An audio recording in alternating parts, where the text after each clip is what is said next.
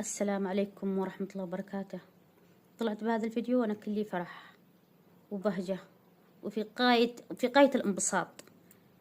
ليش؟ لأنه تم اليوم إدراج ميليشيا الحوثي رسميا في قائمة العقوبات والإرهاب، وهذا ما أردناه منذ 10 سنوات، ونحن نطرق كل أبواب المنظمات الحقوقية والمحافل الدولية، وصرخنا أمام العالم بوجعنا وبآلامنا دون جدوى.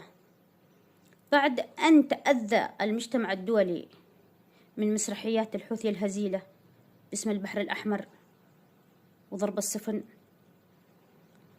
الآن بدأ المجتمع الدولي يستيقظ من سباته، وهذا ما كنا نتمناه منذ أول سنة تشتعل فيها الحرب داخل اليمن، أو منذ انقلاب ميليشيا الحوثي على مؤسسات الدولة وعلى الحكم أو النظام في اليمن.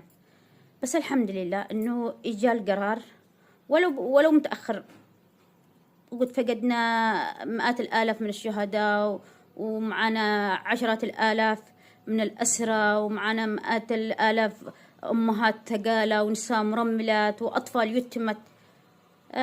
بس الآن وبهذه اللحظة أبارك لنفسي وأبارك للشعب اليمني ولكل من انظلم وتجرع الويل من هذه الميليشيات ومن ظلم هذه الميليشيات.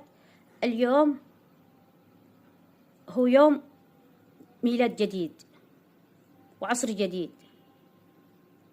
إذا لم نتكاتف الآن كلنا، سواء جبهة إعلامية أو مثقفين أو حقوقيين أو نشطاء، لابد من تكاتف الجميع، وأن نستغل الجميع هذه الفرصة، كون المجتمع الدولي الآن بدأ في مهاجمة ميليشيات الحوثي. وكلامي هذا أوجهه إلى شرعيتنا الموقرة. 10 سنوات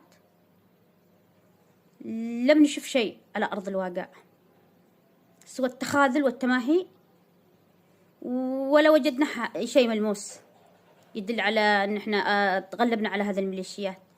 أدري أن الميليشيات الحوثي أخذت من المواطن اليمني له كدرع بشرية، وأدري أن الحوثي أسلحته كلها وسط الأحياء والحارات داخل صنعاء وخارجها.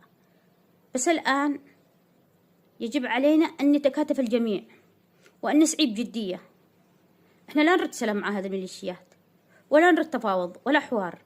خلاص يكفي ما راح